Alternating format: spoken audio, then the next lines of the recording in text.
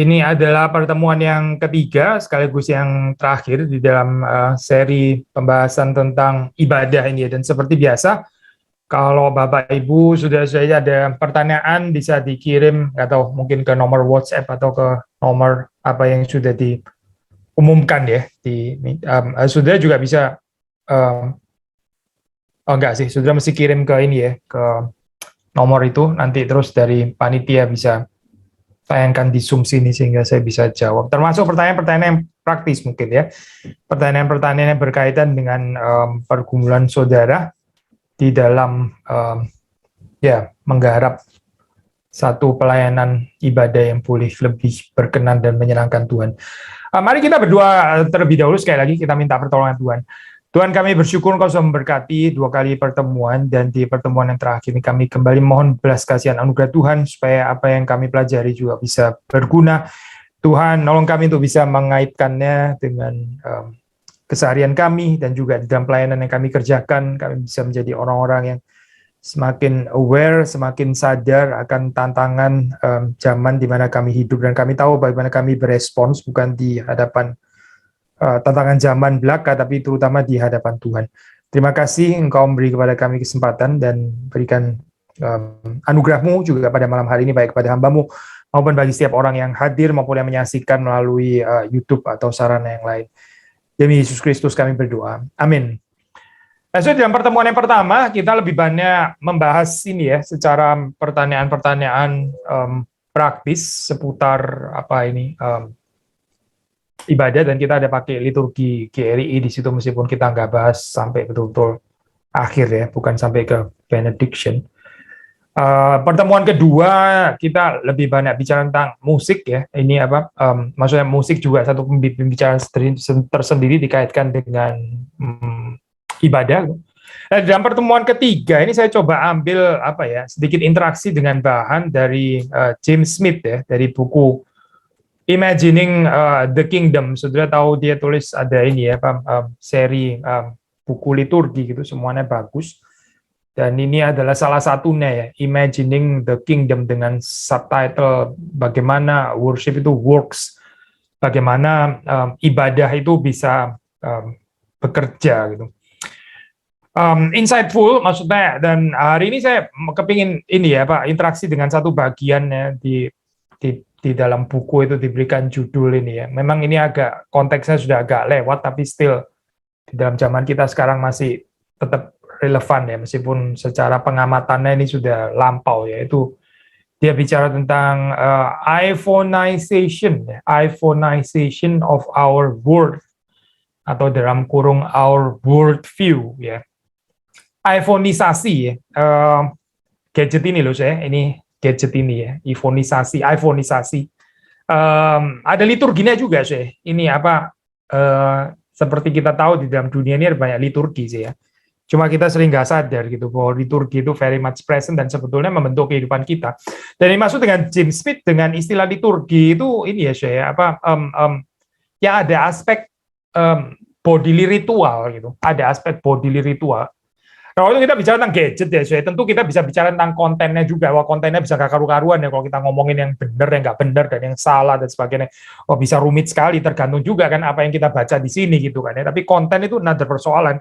Even kita bicara terlepas daripada konten pun gitu misalnya, how misalnya gadget ini works. Nah ini diselidiki diobserve lah oleh James Smith ya. Dan ya kita mau coba mengontraskan ini sebagai satu model saja saya. Ini apa, ada banyak hal yang lain tentu ya. Kita hidup bukan cuma dengan gadget, tapi kita hidup dengan banyak hal di dalam dunia ini, keseharian kita. Ya kita mau coba kontraskan apa culture tandingan, nah gitu ya. Alternatif liturginya apa? Alternatif apa ini? Alternatif habit, alternatif ritualnya apa gitu dari perspektif Kristen gitu. Tapi kita mulai dengan pembahasan ini dulu ya, pembahasan yang let's say ya dari bawah gitu ya. Ini. Kita jangan underestimate ini ya, saya. Ini apa satu momen revolutionary ya. Ini dari kemampuan touchscreen ya. Untuk kita sih rather sudah biasa banget, apalagi untuk generasi yang lebih belakangan deh, ini sesuatu yang biasa banget lah. Even anak-anak saya terlahir dengan kebiasaan itu ya gitu ya, dengan kebiasaan touchscreen gitu ya. Tapi kita jangan underestimate ini, ini revolutionary ini ya, idea dari teknologi ini ya. Sebelumnya nggak bisa dibayangkan, yaitu apa ada kalau James Smith pakai istilah ini ya, a heretofore unimagined level of intimacy with machines. A heretofore unimagined level of intimacy with machines. Dulu ya dulu yang sudah lebih dulu kita komputer pakai mouse gitu kan ya, sampai sekarang juga mungkin harus saja ada yang masih pakai mouse gitu ya. Tapi sekarang mouse ya nggak perlu lagi gitu ya, bisa langsung dipegang kan gitu. Ada intimacy gitu dengan gadget ini, dan ini benar-benar revolutionary ini di dalam pengertian literal dan juga di dalam pengertian di dalam pengertian metaphorical juga. Literally juga tetap betul, memang kita benar-benar intim kan ya. Ini kan kita touch kan ini kan kita touch. Kita mungkin lebih sering touch ini ya, barang ini daripada kita touch yang lain loh gitu. Mungkin kita lebih sering touch ini daripada touch semua yang lain. Jangan-jangan lebih sering touch ini daripada touch gelas gitu misalnya ya. Mungkin. So ini sesuatu yang buat kita sih rather biasa gitu ya. Tapi oleh James Smith itu coba di observe gitu, dan ya kita tertarik dengan istilah yang dia bilang ya, intimacy with machines. Sepertinya kita sudah nggak bisa mundur daripada ini ya, daripada kebiasaan seperti ini gitu. Dulu yang disebut dengan mesin itu adalah namanya mesin ya. Manusia itu terkenal sebagai makhluk yang pakai mesin ya. Kita bisa pakai garpu, kita bisa pakai sendok, kita bisa pakai vacuum cleaner ya, kita bisa pakai macam-macam lah ya. Binatang itu nggak pakai itu binatang nggak pakai mesin gitu. Binatang itu nggak menggunakan alat ya. Kita manusia ini unik karena kita itu menggunakan alat. Indeed ya, di dalam hal ini ya, philosophically speaking, being human itu salah satu faktornya adalah karena kita menggunakan alat, unlike ciptaan-ciptaan yang lain itu ya. Binatang itu ya oke lah, bisa lah sedikit menggunakan alat, tapi mereka tetap nggak menggunakan alat instrumen seperti kita, apalagi mesin ya, itu benar-benar manusia yang pakai itu gitu.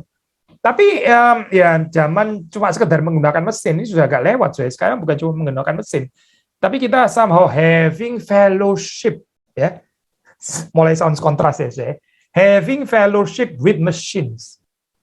Kita sekarang ada persekutuan yang benar-benar intim loh. Dan ini bodily intimacy, jangan salah ya, ini touch loh gitu. Ini kalau dulu lihat dari jauh mesti dimediasi lagi lewat mouse atau apa gitu ya. Kalau sekarang kita sudah pegang langsung gitu. Sudah langsung, nggak perlu lagi ada mediasinya lagi. Nah, ini menurut James Smith ya, ini rituals of interaction sebetulnya. Teknologi ini mengundang kita untuk masuk di dalam ritual-ritual interaksi ini ya. Dan dari sini saja kita bisa langsung benturin ya, kalau mau dari poin-poin sederhana ini ya, benturannya apa sih dengan worship gitu kan ya. Worship kita itu bisa aneh kalau kita nggak ada hal yang bisa dipegang Ya sudah tahu ya, di dalam zaman ini ya, itu banyak hal memang sudah berganti.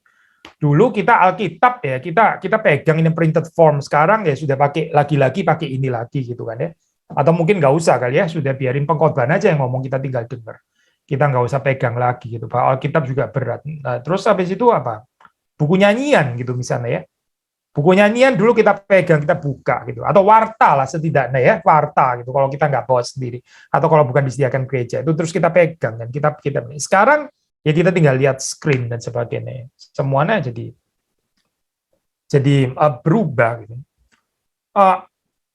Sehari-hari ya kita ada bodily intimacy. Saya kalau boleh tetap pakai istilah ini, intimacy with machine katanya si James Smith.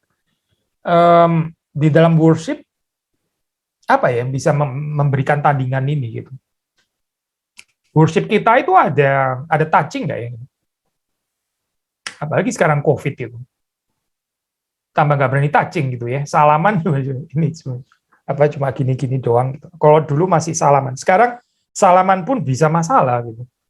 Apalagi ini apa hugging dan sebagainya. Waduh, it's a no-no gitu dalam hal ini. Lalu tandingannya apa di dalam worship gitu? Saudara bisa pikirkan apa yang kita bisa kembangkan gitu? Atau ya udah nggak apa-apa juga gitu. Ya biarin aja lah, pokoknya kita glorifying God ya. Even without physical intimacy nggak apa-apa, apalagi kita yang sudah kebiasaan di rumah gitu kan ya. Dan tapi keseharian kita dipenuhi dengan physical intimacy dengan gadget gitu, liturgi yang lain gitu, ibadah yang lain. Saya mau merefer ke satu saja ya, pentingnya perjamuan kudus ya, perjamuan kudus ya. Kita perjamuan kudus ini apa nggak bisa kita overemphasize ya, karena sangat penting, sangat indah, sangat perlu ya. Di GRI Karawaci, setahu saya kan ini ya, Pak David kan di sana menyelenggarakan juga 1 bulan sekali kan ya, seperti kami di GRI Kelapa Gading juga 1 bulan sekali gitu. I think ini ya apa perlu saya ini perlu gitu, sangat perlu ya, karena nggak setiap kesempatan ya di dalam kebaktian itu kita bisa menyentuh gitu ya, apalagi menyentuh, meraba kalau di dalam zaman dulu bahkan mencium bau rotinya gitu ya, mencium bau rotinya, terus kemudian memakannya ya, mengecapnya, to taste ya. Sebulan sekali loh sudah itu. Saudara dengan gadget ini ritualnya saben hari ya, atau mungkin even setiap jam kali gitu. Saudara bisa lihat kan di sini ya, saingannya itu berat loh, betul-betul. Saingannya itu berat. Tapi kalau kita nggak redeem bagian ini ya, kita anggap ini seperti kayak ritual-ritual kosong, maksudnya perjamuan kudus dengan menyentuh ya, membau, mencium, memakan dan sebagainya. Nah, maksudnya apalagi ini di dalam kaitan dengan arti rohani ya, bukan mencium per se, bukan keindahan mencium. Kalau mencium belaka ya sudah, beli parfum aja lah, sudah cium-cium sendiri di rumah, atau bukan itu poin saya. Tapi ini kan ada makna rohani di dalamnya gitu. Yang ada makna rohaninya gitu. Yang ini makna rohaninya apa? Ya makna rohani yang lain yang kayaknya saudara pegang-pegang, saudara apa itu? Saudara staring terus nggak berkedip dan sebagainya, sampai addicted dan sebagainya itu. Mungkin makna rohani ini justru malah negatif itu. Tapi terus kemudian tandingannya apa? Habitual ritual yang menandingi apa gitu? Di dalam hal ini worship itu apa fungsinya? Ya, saudara waktu makan, minum, ini as simple as makan minum kan ya, perjamuan kudus itu kan ya. Makan apa? Oh, makan roti biasa kok gitu. Itu bukan makanan fine dining yang mesti beli di Michelin Star 3 atau enggak. Ini roti biasa, zaman dulu juga roti biasa, selalu roti biasa ya. Hasil bumi yang biasa, anggur yang biasa ya, yang biasa dipakai itu, terus kemudian waktu dipegang ya. Dan ini dikatakan ini melambangkan tubuh atau daging dan darah Kristus. Saudara perhatikan di sini ya, perenungan saudara ya. Perenungan saudara akan tubuh Kristus yang dimakan itu ya. Dan bahwa kita yang memakannya bersama-sama kita disebut anggota tubuh Kristus ya, bodily termasuk bahkan gitu ya, kita satu dengan yang lain ya, the body of Christ kan ya, kita anggota tubuh Kristus, dan itu dilambangkan dengan roti yang saudara pegang gitu, roti yang saudara pegang dan akhirnya saudara makan. Ini kalau kita nggak menghayati ya, kalau kita cuma ya begitu saja gitu, apa melakukannya dengan cepet-cepetan dan sebagainya. Benar-benar nggak ada tandingan ya, saya ini liturgi iPhoneisasi tadi katanya apa itu James Smith ya, volume, frekuensinya, arusnya itu begitu kenceng, begitu kenceng. Ini makna rohaninya apa sih dengan saudara pegang ini ya, bersentuhan intimasi, intim secara fisik bahkan ya dengan iPhone ini atau dengan apapun ya, ini bukan apa ya, bukan prejudis terhadap pengguna Android, bukan itu ya, iPhone atau Android ya terserah lah sistem yang mana gitu. Ini lagian bukan advertensi kok gitu. Apa gitu ini tandingannya gitu, tandingannya di dalam kehidupan Kristen gitu, atau ya sudah kita pokoknya pragmatis gitu aja, memang dunia ya perlu gadget ya mau nggak mau ya gitu ya, bodoh amat kalau masih dipikir-pikirin kayak gini gitu. Sekali lagi ya, COVID itu mempersulit sih, terus terang gitu ya, mempersulit. Ada banyak hal yang tadinya itu bisa dilakukan di gereja, sekarang kita mesti agak ngerem ya. Kita perlu pikirkan ini dengan serius ya, bagaimana mengembalikannya, gantinya apa gitu. Nah, not to mention ini ya, saya terusin, ini baru ngomongin ini ya, Pak. Cuma satu poin tadi, intimacy with machine sebetulnya yang kita komentar tadi. James Smith juga menyoroti ini ya, waktu kita pakai gadget gitu ya, ya entah itu iPhone, Android atau apapun gitu, atau laptop dan sebagainya. Itu dia mengatakan seperti ini, itu adalah implicitly treat the world as available to me at my disposal. Treat the world as available to me at my disposal. Ya betul kan saya, apalagi ntar ada metaverse lebih lagi gitu. Saudara bisa menjelajah kanan, kiri, depan, bawah, kemana saja gitu kan, at your disposal kan memang. Dulu ya saya sebelumnya ya kita kalau mau lihat menara Eiffel ya saudara mesti inilah terbang ke sana gitu. Saudara mesti pergi ke sana, saudara mesti bayar uang tiket, dan saudara mesti bermalam di sana, dan terus menikmati menara Eiffel, misalnya gitu ya. Sekarang, ya memang tetap lain sih ya, tapi paling enggak, ya menara Eiffelnya bisa dibawa ke sini lah. Gitu. Saya tinggal pakai Google Maps saja toh, pakai Little Man itu ditaruh di depannya, klik, terus, ternyata dia di belakang, putar sedikit, sudah. The world available to me at my disposal, katanya si siapa? James Smith gitu. The world is at hand for me, ya sudah diberikan kepada saya. Nah ini membawa liturgi ini, saya membawa implikasi gitu. Kalau saudara nggak cocok dengan menara Eiffel, saudara kepingin lihat apa? Brandenburg Gate, Arc de Triomphe, atau apa? Atau Candi Borobudur, Prambanan, atau apa? Angkor Wat, atau apa? Ya tinggal swipe saja, tinggal swipe, di swipe doang. Saudara akan langsung ketemu another world gitu. Cuma main swipe saja gitu. Saudara yang sovereign, saudara adalah rajanya ya yang bisa tek gini aja gitu ya. Sekarang khotbah juga gitu saya. Ini ya ketawa ya lucu ya sedih juga sih sebetulnya gitu ya. Sekarang juga gini, khotbah kok kayak gini. Ganti gitu. Gantilah, ganti channel lain. Khotbah kok kayak gini ya. Bosen, kita dengerin yang lain. Sermons ya, available at your disposal. Sudah tinggal buka podcast aja, sudah mau dengerin yang mana. Ada ratusan ribuan pilihan gitu. Nggak usah ngomong reform, yang reform pun ada ribuan pilihan gitu ya. Yang reform pun saudara mau yang aliran mana, saudara mau yang retorika jenis apa gitu. Ada banyak sekali saya. The world at your disposal. Jadi James Smith ini menyoroti ini saya. Kita waktu berrelasi dengan phone ini ya, dengan gadget ini ya. Ini sekarang menjadi a way of relating to the world. Bukan cuma dengan alatnya, tapi alat ini somehow menyediakan semacam dunia gitu kan ya. Meskipun tentu nggak persis sama sih tetap ya. Maksudnya ini ya, kita lihat, kita dengar. Tapi gadget sampai sekarang kan saudara kalau lihat makanan belum bisa yang sampai smell-nya pun bisa keluar virtually gitu kan ya. Waktu saudara lihat ayam terus kemudian saudara mau ayam jenis apa gitu, kita bisa tekan smell-nya keluar yang aliran mana gitu. Aliran ayam dari Yogyakarta, Surabaya atau Jakarta atau ayam dari mana gitu. Ayam Manado atau apa gitu ya, sekalian sama smell-nya. Belum sampai ke sana sih kayaknya. Enggak tahu kalau saya salah ya.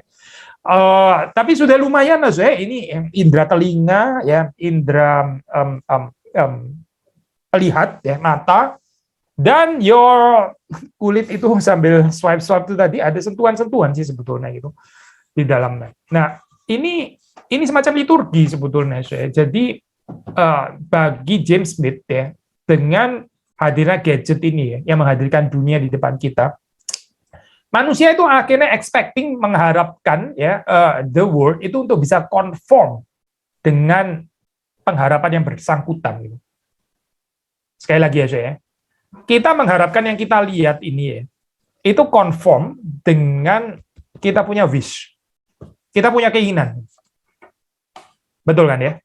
Saudara nggak cocok sama gambarnya, saudara nggak perlu nunggu di sini sampai 2 jam. Kalau saudara worshiping God, itu saudara tunggu di situ, saudara ada di ruangan itu gitu. Saudara nggak bisa swipe gitu ya. You swipe terus kemudian keluar mimbar yang lain dengan pengkhotbah yang lain, dengan jenis musik yang lain, dengan himne yang lain dan sebagainya, nggak cocok lagi, swipe lagi gitu ya. Nggak bisa itu, saudara harus tunggu di situ 1,5 jam, 2 jam di situ, diam di sana. Tapi masalahnya, liturgi ini mengajarkan sesuatu yang lain. Ini mengajarkan sesuatu yang lain, mengajarkan saudara itu center. Saudara itu yang sovereign, saudara yang berdaulat, saudara the center of your environment itu. Nggak cocok, ya sudah tinggal ganti saja gitu, at your disposal. Segala sesuatu yang mengelilingi saudara itu eksis, berada untuk saudara. Itu message saya, saudara. Sekali lagi ya, saudara. Semua yang di sekeliling saudara itu ada untuk engkau, ya, untuk engkau, bukan untuk Tuhan, bukan untuk engkau. Kalau lu nggak cocok, ya lu rajanya, lu yang berdaulat, ya geser saja, toh selesai gitu kan ya. Nah ini, saudara, ini masalah, saudara, betul masalah ini ya. Liturgi sehari-hari kita itu diisi dengan gambaran ini, gitu. Coba bayangin ya bagaimana worship itu redeem. Kenapa orang nggak suka datang ke kebaktian? Kenapa orang lebih suka ini nonton virtual misalnya gitu? Ya karena ini lebih cocok sama liturgi gadget sebetulnya gitu. Liturgi gadget ya gitu. Sebentar, saya capek, saya tiduran dulu, saya tidur dulu 1 jam lah. Saya tidur lagi. Tidur 1 jam lagi. Oke, sampai mana tadi? Tadi khotbah apa dia ngomong rewind sedikit gitu. Oh ya, dia lagi ngomongin itu ya. Oke, kita terusin lagi. Nah, terusin lagi. Sebentar. Keluarin popcorn dong, popcorn. Ya, saudara nggak bisa doing that di gereja, nggak bisa. Saudara nggak bisa terus pencet tombol pause terus kemudian Pak David Tong atau Pak Him tiba-tiba kena mannequin challenge gitu ya. Terus diem gini terus. Sampai saudara play lagi, baru dia lalu nggak bisa itu, nggak ada itu. Saudara harus submit di sana. Saudara harus rendah hati ya. Saudara bukan yang mengontrol, saudara yang sedang dikontrol di sana gitu. And therefore ini sulit kan, sulit itu. Tapi semakin kita kehilangan ini, ya semakin kita kehilangan keindahan dari Christian worship house ya. Aduh, ketendang. Oke, memang saya nggak sedang dilacik sih, ini cuma green screen ya, jadi ketahuan sedikit. Oke, sebagian itu diedit saja. Sekali lagi ya, saya. Jadi di dalam gambaran seperti ini, saya ini sudah melihat liturgi benar-benar at war ya. Ini ada liturgical war, ini ada worship war sebetulnya gitu. Di dalam kehidupan kita sehari-hari yang go totally the other direction ya. Dengan yang kita merayakan pada hari Minggu gitu. Jadi how to redeem ini ya. Kalau kita bisa at least mengerti ya, maksudnya sadar, aware ada tantangan seperti ini ya. Not to mention hal yang ini klasik lah saya, bukan cuma itu ini sosial media gitu ya. Facebook, Instagram, Twitter atau apa gitu ya. James Smith mengatakan habits of self-display. The habits of self-display. Saudara displaying yourself ya. Yang somehow juga katanya James Smith dan I think kita bisa setuju namanya closely resemble the vice of vainglory. Ya, dekat sekali dengan ini puji-pujian yang sia-sia, vainglory ya. Vainglory kan agak sedikit dibedakan dengan pride ya. Kalau pride itu kecongkaan, kesombongan gitu ya. Tapi kalau vainglory itu ya ini puji-pujian yang sia-sia, puji-pujian yang kosong, yang percuma ya. James Smith itu mengatakan seperti ini sudah dalam observasinya ya. Bahkan ya kita itu menjadikan tubuh kita ya yang sebetulnya itu gini. Nah, ini lucu ya. Ini kalau di dalam zaman modern itu René Descartes kan melihat tubuh itu sebagai alat ya. Tubuh pun juga alat, instrumen gitu ya. Karena tubuh itu dibedakan dengan jiwa yang sedang berpikir gitu ya. Itu res cogitans itu ya, the thinking I, the thinking self ya. Itu yang berpikir. Tubuh itu adalah yang dipikirkan. Jadi ini res extensa. Jadi dia adalah the extended itu ya, realm itu dia dibedakan dari the I. Nah ini lucu ya, soal pemikiran seperti ini. Bahkan tubuh pun itu ada certain objective distance daripada the eye, ya, yang berpikir itu. Karena yang berpikir itu kan the mind, bukan tubuh gitu ya. Ini very sharp apa ini dualism, anthropological dualism ya, antara apa tubuh dan jiwa gitu. Tapi kita di dalam ini ya saya apa postmodern discourse seperti kita tahu kan ya, maksudnya early postmodern discourse melihat kita nggak bisa melihat tubuh seperti itu ya, sebenarnya tubuh itu ya kita itu ya, saya juga adalah tubuh saya adalah saya gitu kan. So ini lihat the more integrated in a way, lebih dekat dengan konsep Alkitab gitu ya. Tapi terus dengan kehadiran daripada ini ya gadget ini, kita ini James itu mengatakan kita ini inhabit our bodies as foreign guests. Ini body kita jadi foreign lagi, jadi asing lagi ya. Seperti tamu asing, di dalam pengertian apa? Maksudnya karena kita selalu mengimajinasikan ya, melalui ini ya, habits of self display tadi. Kita mengimajinasikan bahwa semua mata itu memperhatikan tubuh saya. Nah ini ya saya, kalau di dalam pergumulan daripada ini ya, anak kecil yang bertumbuh itu kita tahu ini ya, ini adalah waktu remaja gitu kan ya, waktu ada hormonal effects gitu kan ya.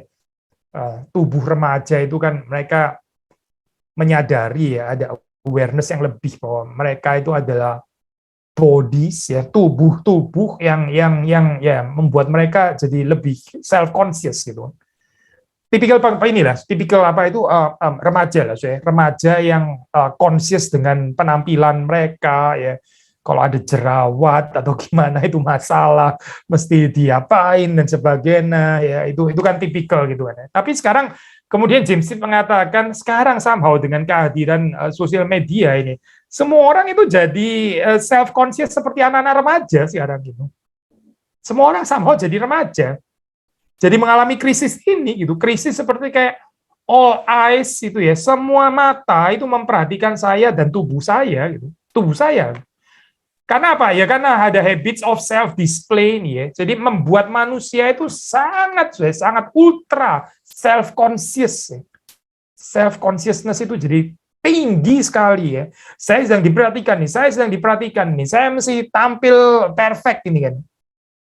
Ya berapa tahun lalu ini cerita kuno lah, saya sudah tahu kan ya, ada cerita orang sakit jiwa yang satu hari ngambil selfie bisa sampai 7 jam atau berapa, saya cuma selfiean doang gitu ya, dan karena dia foto nggak puas, dia delete foto mungkin sekali foto dia bisa sampai 25 kali kan ya, 25 kali dia foto-foto gitu nggak puas, yang 24 di delete gitu. Saya paling sebel kalau ini ya, apa lagi foto grup bareng gitu terus kemudian apa itu difoto berapa kali, saya sudah nggak usah berapa kali, sudah satu kali saja gitu ya, jadi ya jadi, nggak jadi loh, semua mata jadi kedip atau apa tuh, atau bodinya lagi salah perspektif sehingga kelihatan gendut, ya sudahlah, mau apa lagi, kenapa sih orang foto misalnya satu sekali lagi akhirnya 4 gitu ya. Di dalam bahasa Jerman ada istilah die Qual itu namanya apa, kesengsaraan karena ada pilihan gitu ya, kesengsaraan karena ada pilihan. Kalau sudah pergi ke supermarket ya, sudah mau beli shampoo terus ada 17,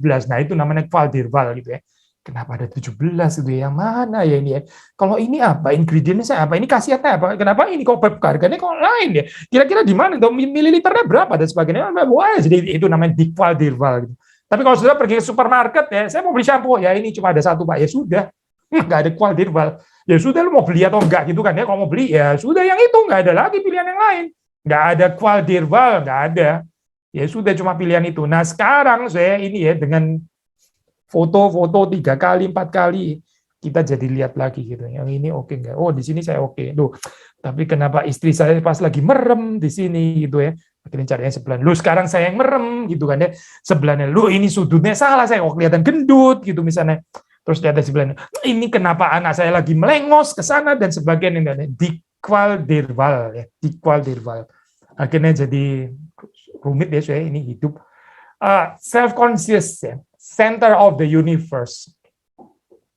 Apa sih yang kita bisa kaitkan dengan worship bagian ini ya? Ya sederhana kali ya, saya di dalam worship itu nggak ada tempat untuk vain glory. Saudara itu memang siapa? Gitu. Saudara nggak sedang didisplay di dalam ini, di dalam worship itu. Dan itu somehow menyakitkan untuk orang yang suka main medsos. habitual ritual of self display itu ya, self conscious dan sebagainya, itu worship itu menyakitkan, tapi itu menyakitkan yang benar gitu. Itu menyakitkan yang mematikan manusia lama. Memang sih dibunuh sih manusia lama itu. Biarkan dia tersalib bersama dengan Kristus, ya biarkan gitu. Memang harusnya mati gitu. Tapi ya orang nggak senang sih, orang nggak senang. Di dalam worship itu justru precisely ya, yang terjadi adalah nggak ada tempat untuk self display. Tapi ini seperti sudah tahu, ini nggak taken for granted gitu ya. Bisa ada orang yang lagi liturgos mungkin self display gitu ya. Ada even mungkin pengkhotbah ya, saya harap sih nggak di GRI gitu, nggak di gereja kita lah ya. Pengkhotbah pun self display gitu. Ini gimana ya? Lagi khotbah pun terjadi self display, masalah kayak begini gitu. Lalu lawan katanya self conscious ya, self display ya menghasilkan self conscious ya. Ini constantly being watched itu tadi ya. Gitu ini redemption ya, ini alternative rituals ya. Ya ini self forgetful. Saudara di dalam ibadah itu saudara belajar untuk melupakan diri. Saudara belajar di dalam ibadah itu saudara nggak merayakan kita punya vain glory, tapi the glory of God kan ya. Dan dengan pemandangan the glory of God itu kita jadi tenggelam di sana gitu ya, tenggelam sampai kita itu nggak ada self conscious gitu, nggak menarik saya bicara tentang kita gitu. Karena kita tenggelam di dalam visi kasih Tuhan, kemuliaan Tuhan, kekudusan Tuhan ya. Yang so great itu ya, sampai kita itu nggak tertarik lagi saya ngomongin kita, nggak tertarik saya. Saudara, kalau misalnya saya sedang khotbah seperti sekarang gini ya, tiba-tiba terus saya tapi saudara jangan salah ngerti loh, ini bukan saya loh ya, saya ngomong gini bukan saya, bolak-balik saya jelasin kayak gini, sama saudara dengarnya sebel kali ya, loh memang bukan tentang lu kan, ngapain kok lu jelasin terus kalau itu bukan lu gitu, lama-lama aja bikin lu ini sebetulnya tentang lu atau bukan sih gitu. Ini khotbah tentang lu atau bukan sih sebenarnya? Kalau bukan tentang lu ya sudah, lu nggak usah terus ngomong bukan saya. Ya memang bukan lu toh gitu. Siapa yang harap tentang lu juga sih sebenarnya? Kan kamu lagi khotbah apalah Injil Yohanes atau Injil Matius atau apa? Ya jelas bukan tentang lu kok, ini tentang Yesus kok gitu. Ngapain lu ngomong bukan saya gitu ya. Ya di dalam khotbah, di dalam kebaktian itu saudara nggak harap self conscious itu naik ke atas ya, nggak harap, karena self conscious itu tenggelam di situ. Yang ada itu saudara jadi self forgetful in a positive and biblical way maksudnya. Saudara itu nggak penting-penting banget sih. Nggak ada yang penting di sini gitu. Di dalam kebaktian itu nggak ada yang penting. Yang penting itu ya Tuhan yang memimpin seluruh ibadah, ya dia yang penting. Kita semua diundang untuk berpartisipasi, bukan untuk self consciously displaying myself gitu ya before others, apalagi before God and His holy angels gitu misalnya. Orang sinting saya kebaktian kayak begitu. Saudara yang jadi display-nya, memang lu siapa gitu ya? Kenapa Tuhan harus tertarik dengan your display gitu? Apalagi ini ya Pak, malaikat-malaikat pun harus menyaksikan saudara yang sedang kebaktian gitu, yang sedang main piano, yang sedang song leader, yang sedang liturgos, yang sedang khotbah, yang bener lah gitu. Kita punya ini ya Pak, ultra narsisism di dalam ini ya, zaman kontemporer, zaman sekarang betul-betul perlu redemption, dan redemptionnya yaitu ibadah saya. Di sorga itu ya, memang kita nggak akan kehilangan kesadaran betul gitu ya. Kita tahu kita ini siapa tentu gitu. Tapi salah satu gambaran ya di sorga itu nggak ada orang yang self conscious, itu nggak ada saya. Siapa ini yang ngambil permen karet saya gitu? Saya tadi taruh di meja, kok sekarang hilang gitu misalnya. Kan nggak ada sih, di sorga nggak ada lagi kayak gini. Di dunia ada ini. Dompet saya mana gitu misalnya kan ya. Kamu menghina saya gitu misalnya. Tadi itu yang kamu bilang itu menyinggung perasaan saya gitu misalnya. Ya itu di dunia lah, memang di dunia kayak begini gitu. Di sorga nggak ada deh kayak gini, nggak ada gitu. Di sorga itu nggak ada self consciousness kayak begini, saya nggak ada gitu.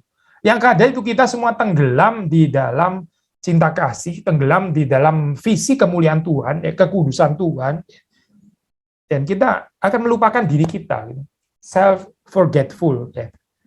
Bukan pikun maksud saya, bukan, tapi lawan katanya self conscious ya. Self conscious terlalu peka ya dengan diri sendiri ya. So, itu orang menjadi pelayan Tuhan ya. Kalau terlalu peka ya dengan diri sendiri, dia nggak bisa menjadi hamba Tuhan yang baik. So, dia nggak bisa menjadi pelayan yang baik. Terlalu peka dengan dirinya sendiri ya gitu ya. Dia mungkin bukan worshiping Tuhan, dia mungkin worshiping his or her own emotions yang dia worship ya.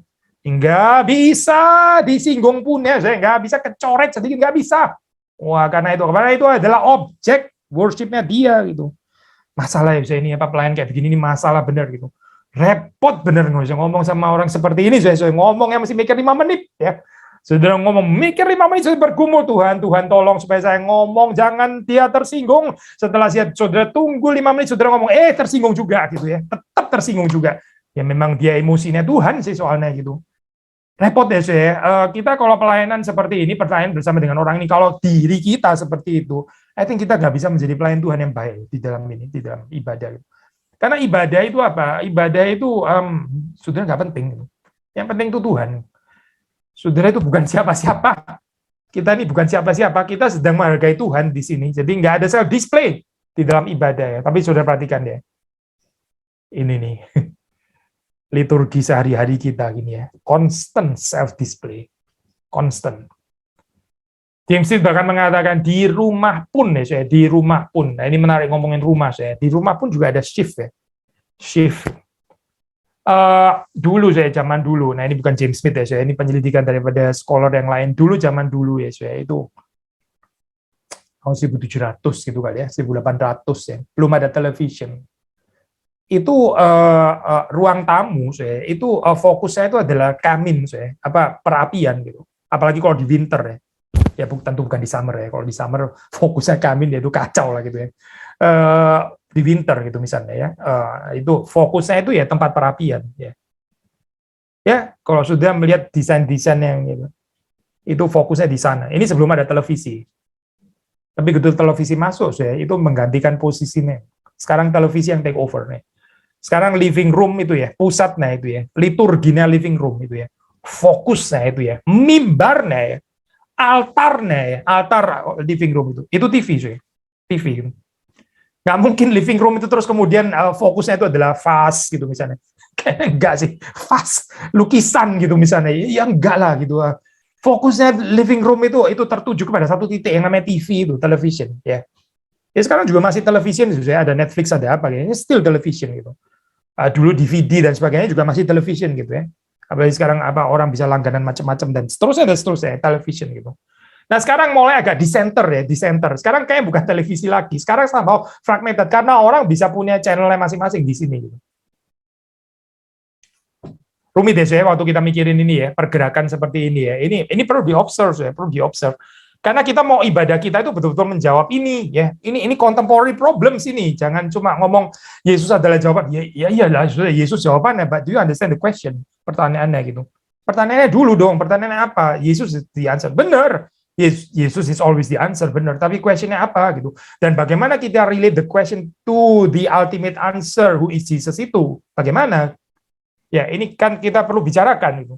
So, dari pergeseran ini ya, yang dulu nggak ada televisi, dulu kamin tempat perapian, terus kemudian televisi, sekarang televisi, masih mungkin juga televisi, dan sekarang jadi di center ya, somehow gitu.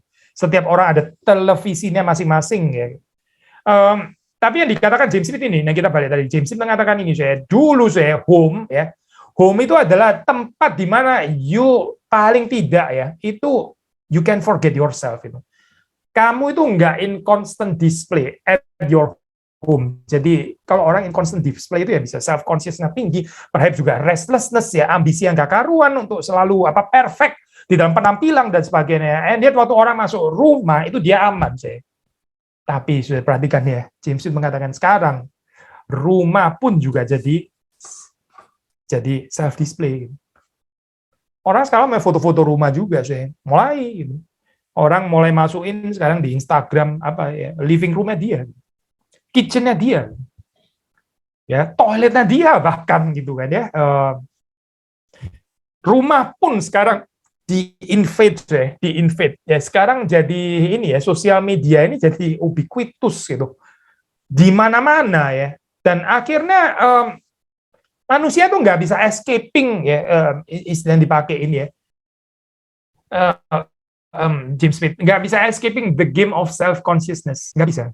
Rumah pun yang tadinya orang itu bisa beristilah, we call it home, ya, homey, ya, Ini tempat di mana saya bisa beristirahat, di mana saya bisa lepas topeng saya, ibaratnya gitu kan ya.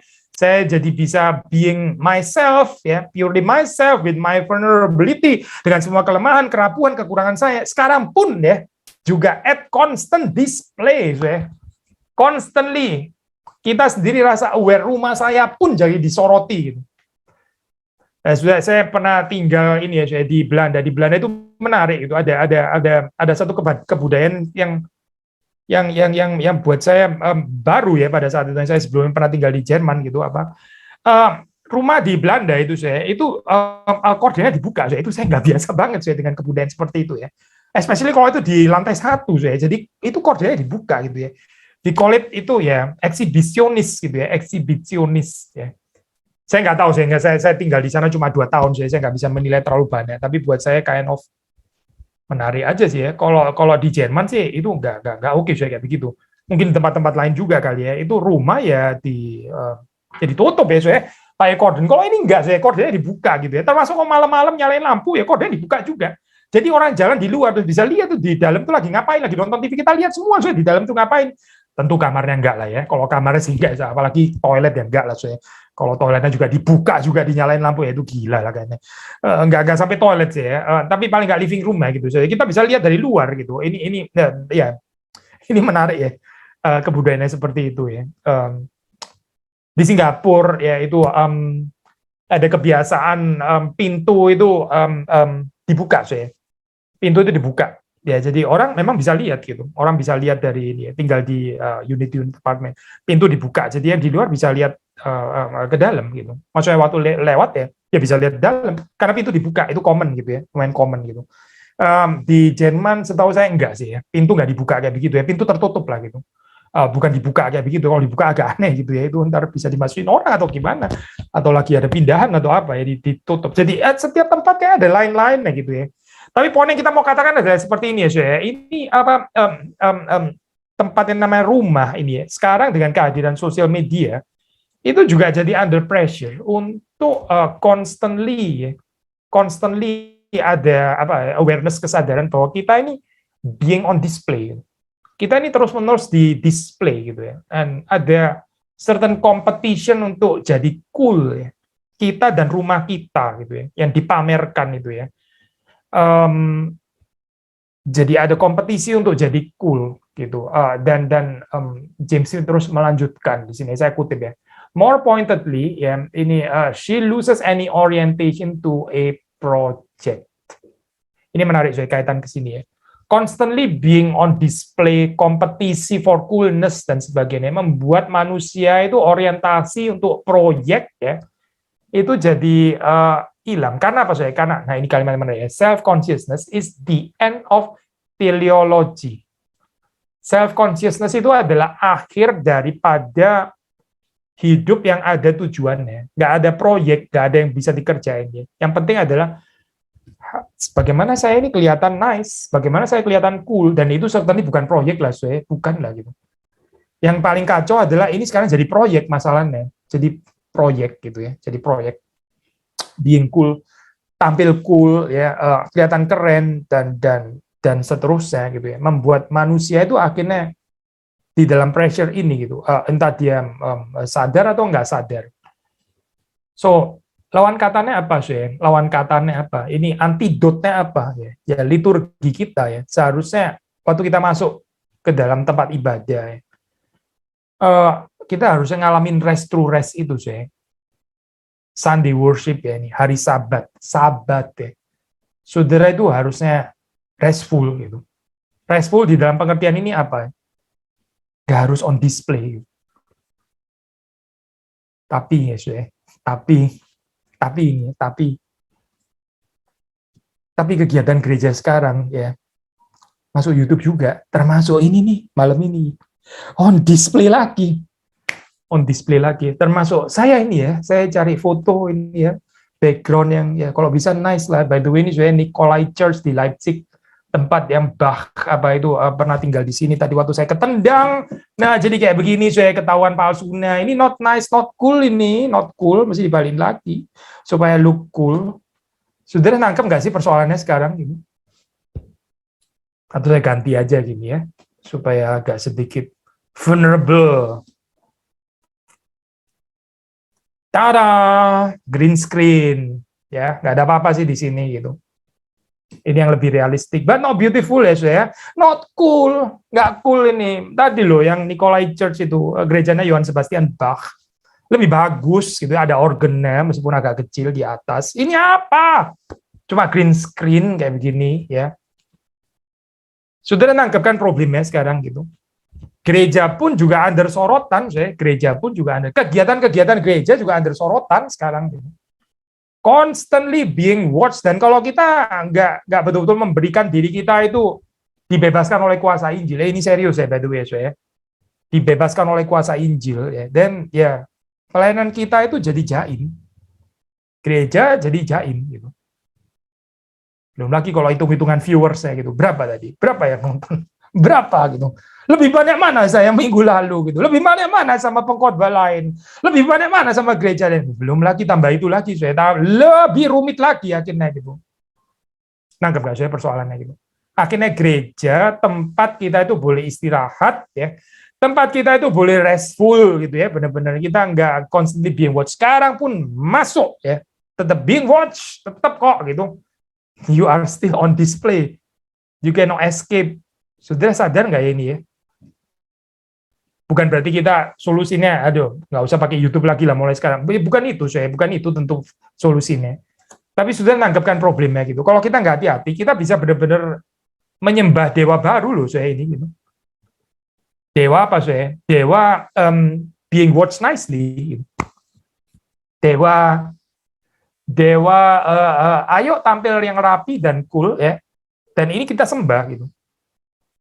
Kalau dulu ya cuma di studio yang kayak begini, cuma di studio, cuma di studio. Sekarang sudah masuk ke rumah, rumah pun jadi studio sekarang.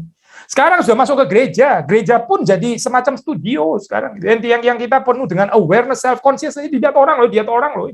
Ini bukan cuma jemaat kita loh, jemaat lain juga nonton, ngomongin jangan salah loh, mesti korek gitu ya.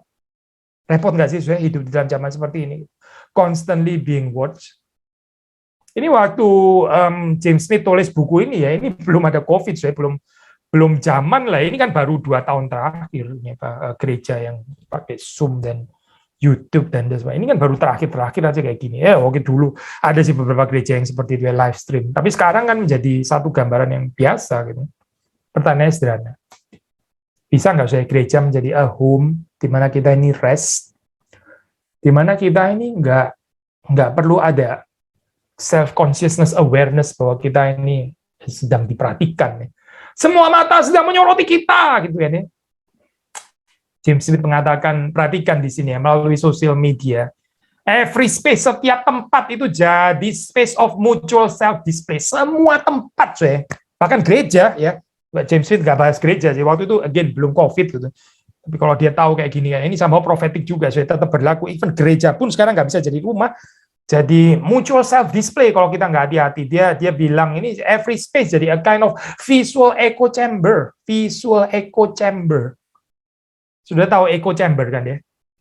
Kamar satu ruangan yang echo biasanya suara ya, dan bisa pakai visual. Kalau echo chamber itu apa sih? Yang saudara ngomong, saudara bisa dengar suara saudara sendiri. Seperti kayak ada yang jawab gitu ya, tapi itu your own suara sebetulnya. Kasian banget sih lu gitu.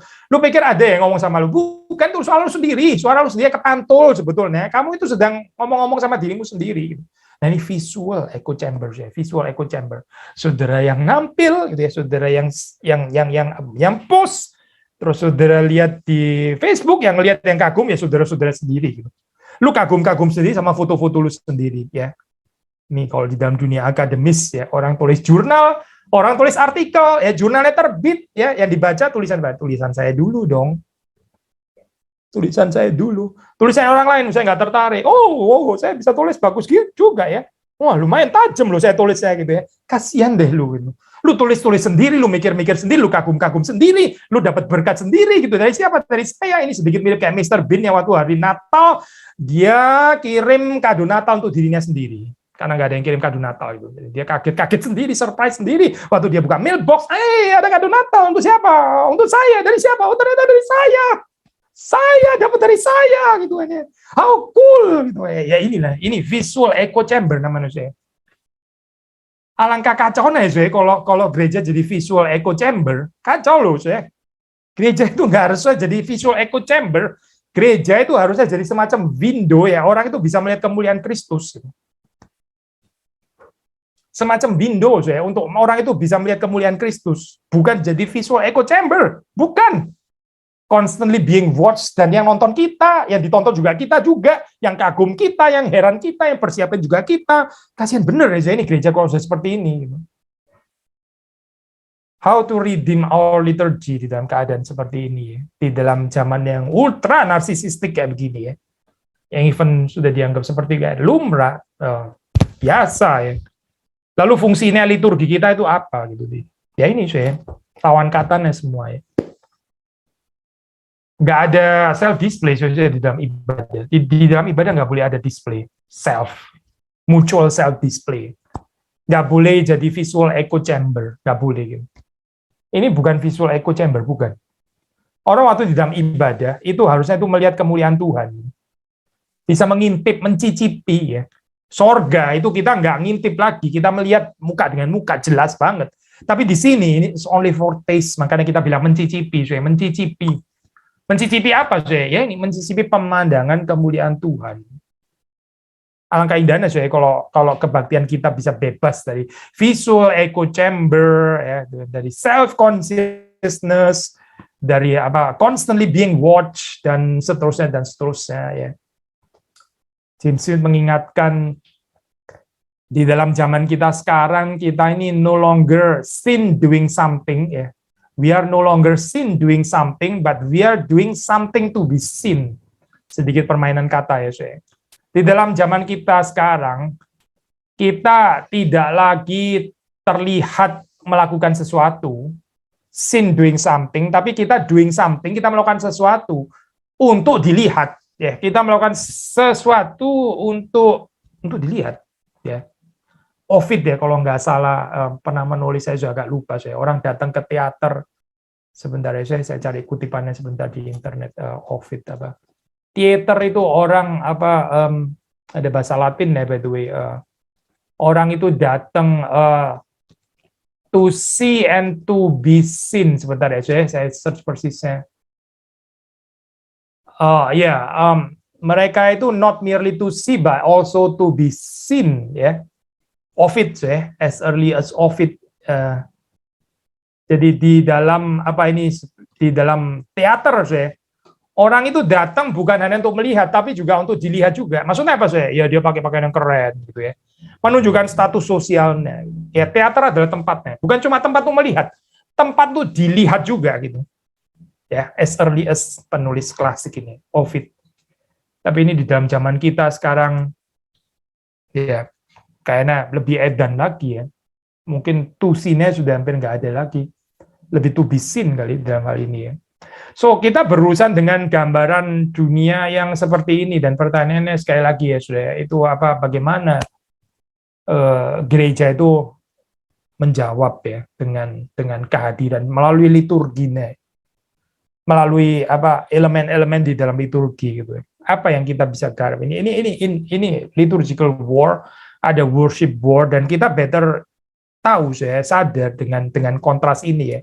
Karena kalau enggak kita ya gereja jadi nggak ada lagi yang bisa ditawarkan saya. Karena apa ya? Karena kayaknya somehow mirip ya dengan dunia gitu. Jadi nggak bisa dibedakan lagi. Malah dunia gereja nggak peka ya dengan apa yang terjadi dalam dunia. Kayaknya ya oke saja. It's okay to have intimacy with my machines gitu misalnya ya. It's okay nggak ada intimacy with my fellow brothers and sister gitu ya.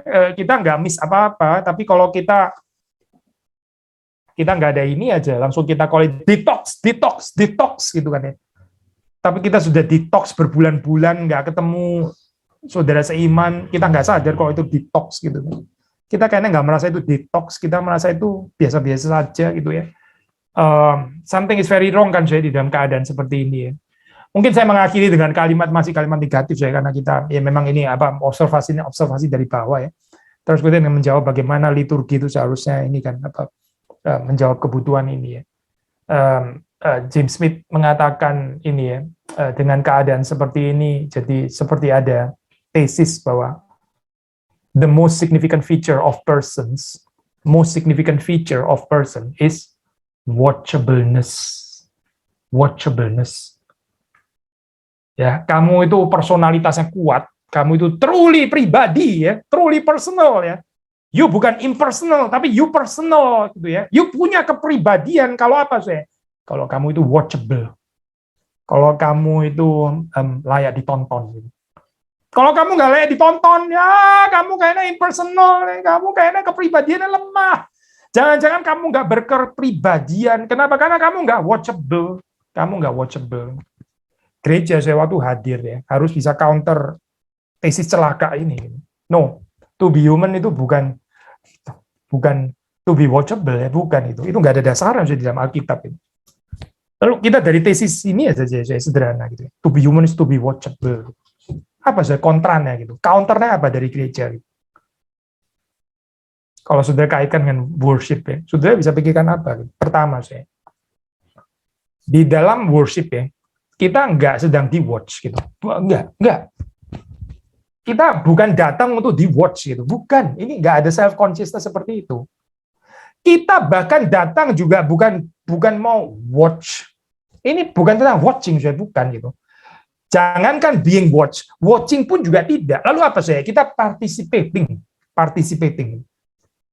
Ibadah yang cuma watching ya saya, ya mungkin sedikit lebih baik daripada being watched gitu kan ya. Daripada narsis, daripada apa terlalu peka bahwa dia diperhatiin. Oh enggak, dia memperhatikan, dia yang menonton kok. Dia bukan narcissistically menikmati bahwa dia sedang ditonton, bukan, dia berusaha menonton. Tapi kalau dari perspektif ibadah reformatoris ya, ibadah menonton masih nggak cukup saya. Kita bukan menonton, kita ini berpartisipasi, kita tenggelam di dalamnya. Kita merespons ya penyataan kemuliaan Tuhan, Tuhan dan kemuliaannya, Tuhan dan kekudusannya, Tuhan dan cinta kasihnya, Tuhan dan belas kasihannya, Tuhan dan atribut-atributnya, karyanya. Lalu kita berespons di sana gitu, partisipasi. Ini bukan our effort, ini bukan achievement kita, bukan presentation kita, bukan performance kita, bukan. Kita merely respon. Echo chamber ya, nggak tepat sih pakai istilah ini ya. Tapi kalau mau dibilang kontranya gitu ya, ya ini adalah kemuliaan Tuhan yang terrefleksi keluar lalu kembali kepada diri Tuhan sendiri. Ya, sama sekali bukan tentang kita yang keluar dari kita terus kembali kepada kita sendiri, bukan. Ini bukan echo chamber-nya kita gitu. Kalau mau tetap pakai echo chamber ya, ini istilah nggak tepat sih by the way ya. Again, ini istilah nggak tepat gitu. Tapi iya itu dari Tuhan sebetulnya. Ini by the way di dalam Jonathan Edwards ada pemikiran seperti ini ya. Itu God's glory yang emanates ya, yang terpancarkan gitu ya. Terus kemudian dia kembali kepada diri Tuhan sendiri dan berbahagialah siapa saya? Berbahagialah mereka yang waktu kemuliaan Tuhan berpancar itu dia ada di dalamnya gitu. Dia bukan di luarnya. Dia berbahagia yang participate ya, dia kecipratan, dia bisa mencicipi ya, refleksi emanasi daripada kemuliaan Tuhan yang keluar terus kemudian kembali kepada diri Tuhan sendiri. Itu berbahagialah saya orang yang bisa ada di dalamnya gitu. I mean as simple as that. It's not about us, bukan tentang saudara dan saya, bukan. Ini tentang Tuhan dan kemuliaannya. Nah, bagaimana saya ini tantangannya ya melalui ibadah kita ya itu kita bisa menyatakan itu. Kita kalau ini ya saya pergumulannya artis itu ya saya sendiri juga bukan orang yang terlalu kuat lah saya dalam hal ini ya. Saya kalau khotbah itu bisa lebih self forgetful daripada main piano gitu misalnya, apalagi di konser gitu ya. Ada perasaan being watched itu ya, lumayan kuat, itu susah ya saya overcome gitu. Demam panggung ya orang bilangnya gitu. Ada perasaan self consciousness, orang memperhatikan gitu ya. Saya waktu studi saya pernah tanya sama ini ya, profesor saya itu ini ya, artis terkenal sekali, Ton Koopman gitu ya. Saya tanya sama dia, ini persoalan gini gimana ya ngatasinnya? Dia nggak ada jawaban, dia cuma bilang ya people have to live with it. Dia jawab kayak gitu. Ya kita ya mesti hidup dengan itu gitu. Terus saya pernah nonton sekali konsernya dia gitu. Dia main harpsichord memang bukan di konser Gebau sih, bukan itu. Dia mainnya di satu desa apa gitu ya, dan harpsichord solo gitu ya. Ternyata dia juga nervous. Ternyata dia juga main salah-salah gitu. saya sedikit terhibur gitu ya. Ternyata self conscious bukan cuma saya, dia juga. Ternyata kita sama-sama bergumul, maksudnya saya ini apa dia itu great artist, tapi ya masih bergumul dengan itu juga, masih ada bergumul dengan self consciousness itu. Nah, waktu kita di ini ya saya di gereja ya saya, itu bagaimana kita ini menghadirkan antidot ya, penawar racun ya gitu. Dan bukan cuma penawar racun, tapi makanan rohani yang benar, bukan cuma sekedar obat ya, tapi makanan rohani yang benar yang membawa orang itu makin lama makin keluar daripada liturgi-liturgi yang dihadirkan di dalam keseharian kita ya. iPhoneization ya. iPhoneisasi ya, atau androidisasi atau apapun istilahnya gitu ya, itu hadir dengan berbagai macam liturginya. Terus kemudian bagaimana kekristenan menjawab ini? Kiranya Tuhan memberkati kita semua. Sekarang kita masuk di dalam tanya jawab ya, saya ada pertanyaan yang masuk dari ini minggu lalu dan juga yang dari sudah, jangan tambah lagi pertanyaannya karena sudah cukup banyak di sini. Kita coba menyelesaikan ini.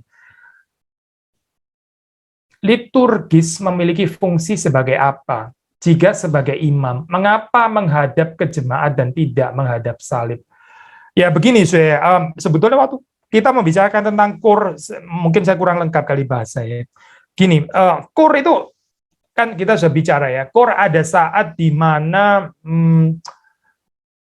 kur itu adalah pemberita firman gitu. Dalam hal ini ya membelakangi salib dan menghadap jemaat gitu kan ya. Kan gesturnya itu mewakili Allah kan. Terus berkhotbah kepada jemaat gitu kan. Tapi katakanlah kurang di dalam fungsi priestly sekalipun ya, mewakili jemaat ya. Ya oke, sudah di Karawaci kemarin kita bilang sudah bisa ada di balkon atau apa ya, kanan kiri dan sebagainya, can be beautiful. Tapi sudah tetap nyanyi dari depan itu nggak masalah. Yang penting sikap hati saudara itu. Meskipun kita nggak sepenuhnya bisa apa ini namanya, memberikan gestur yang sempurna yang mendukung itu, setidaknya sikap hati saudara itu ya, waktu saudara berperan ini lebih kepada priestly gitu ya, saudara tahu itu saudara ini di sekarang ini sedang mewakili jemaat di hadapan Allah ya. Bisa nggak liturgi waktu ada fungsi priestly ya, yang memediasi seperti itu misalnya ya, lalu dia menghadap jemaat tapi dia bukan di dalam gestur atau sikap hati lah maksud saya. Sikap hatinya itu bukan di dalam pengertian dia itu mewakili Allah, khotbah gitu misalnya ya. Pengkhotbah itu kan benar-benar ini ya, apa itu prophetic function kan ya, mewakili Allah dan di hadapan jemaat. Makanya menghadap jemaat gitu ya. Nah, liturgi itu mesti hati-hati ya kan. Dia itu nggak selalu fungsi di dalam pengertian dia memimpin ya, apa ini let's say kingly atau apa gitu ya. Tapi di dalam pengertian priestly, nah di dalam pengertian priestly itu dia meskipun menghadap jemaat, sebetulnya sikap hatinya dia itu harusnya itu dia mewakili jemaat menghadap Tuhan ya. Saya pikir nggak harus sampai di dalam pengertian ya dia sampai harus menghadap salib juga. Mungkin menimbulkan kecurigaan, sangka orang jadi berpikir yang bukan gitu ya. Kita nggak mau lah ibadah-ibadah yang jadi apa pedantically correct gitu dan sebagainya.